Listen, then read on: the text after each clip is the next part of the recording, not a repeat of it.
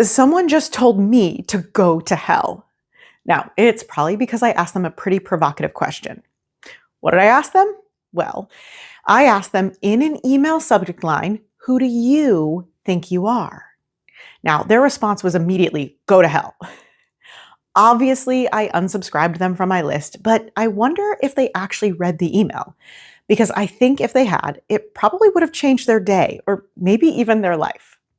So today, I'm going to share that life-changing information with you. And at the end, if you still think I'm bonkers, you can tell me to go to hell in the comments. In fact, the algorithm loves it, so go ahead and do it anyway. Okay, so who do you think you are?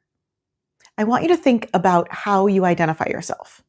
Do you call yourself by your job title? A business owner, a wife, a girlfriend, a mother, a sister, a daughter, a survivor? Or do you call yourself an idiot when you make a mistake, or fat when your jeans are too tight? Or does that voice inside your head say things like, I'm an unworthy, incompetent loser? Do you find yourself saying things like, I'm afraid, I'm anxious, or possibly the worst one of all, I'm not good enough?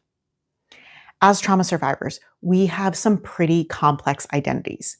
We might identify as a victim or a survivor, or as vulnerable or damaged goods, as a slut, weak, shameful, and the list gets worse the more people I talk to.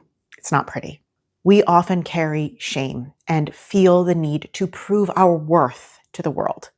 We often aim to achieve big things in pursuit of this goal. However, despite our accomplishments, we often struggle with imposter syndrome. And these identities come with labels. And these labels have a pretty incredible impact on determining our success. Now, I want to be clear here. I am not just talking about self-love and affirmations. This is brain science. You see, our brains are super busy. They're processing anywhere from 11 to 200 million bits of information per second.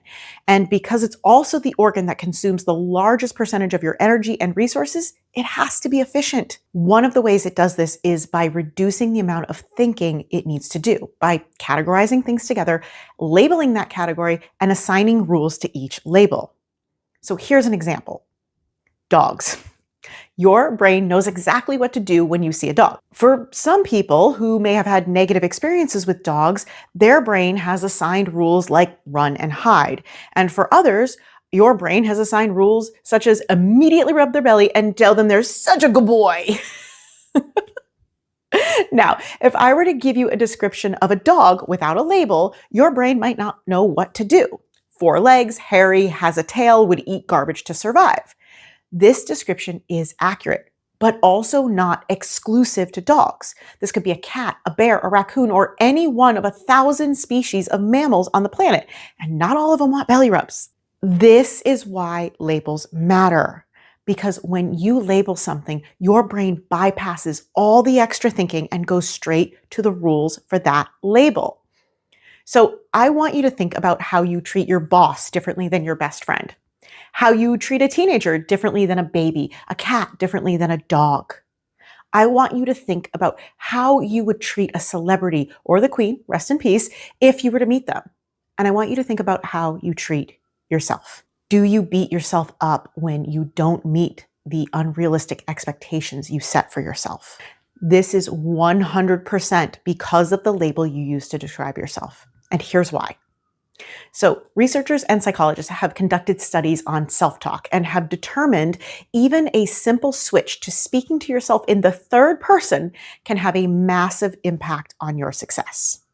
And what you label yourself when speaking to yourself and others can compound this success. So what do you call yourself? If you're a female entrepreneur, you've probably heard terms like mompreneurs, fempreneurs, she-EOs, boss babes, girl bosses, right?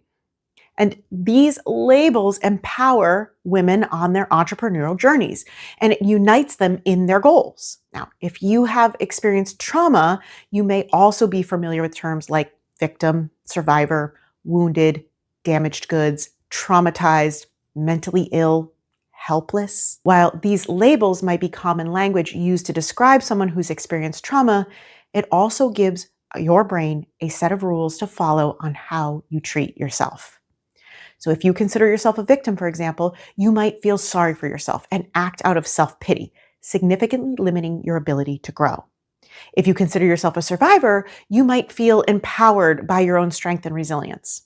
The label survivor has the power to move you from victimhood into survivorship. However, when you are trying to become something more than your trauma, it's time to consider your next label.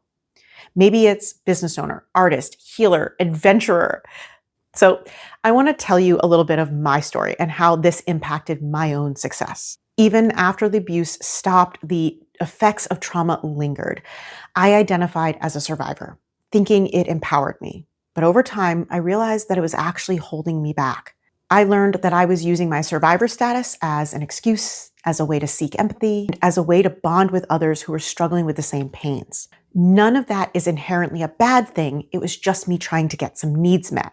And when I was 37, I survived another trauma and once again embraced the term survivor, thinking it made me strong. But it wasn't until a few years later that everything changed. I remember one day I was sitting down and working on my business. I was strategizing and daydreaming about what my business could look like. Would I run a retreat? Who would attend? What would I teach? And then it hit me. I was daydreaming about my future, like actually embracing it. I was strategizing my next moves and I was putting the puzzle pieces together to make it happen. No fear, no confusion, no hesitation. I wasn't trying to figure out how I was going to manage my symptoms or overcome my fears and talking myself out of it because I didn't think I was good enough or navigating the 100 other challenges that my past trauma had put in my way. I was no longer looking over my shoulder. I was more excited about my future than I was interested in my past. And I remember I stood up and I announced out loud to myself and my cat, trauma, I just want to build a business. I changed my label from survivor to CEO and everything transformed. I became more confident, more curious, more aware of my worth. Opportunities started coming my way and I began to bet on myself fearlessly. This shift made a significant difference. My anxiety disappeared. I embraced failure and I let go of playing small. What's really interesting is I lost some friends who weren't ready to move forward yet, but I gained so much more. So maybe it's time that you change your label too. So if you are ready to go from survivor to CEO and reclaim control of your life and build your future, I will leave a link in the description where you can sign up for a free business coaching session. I only offer a few of these each month to survivors who are just getting started. There's no pitch, no product to sell, just open office hours where you can ask me anything about starting a business as a survivor.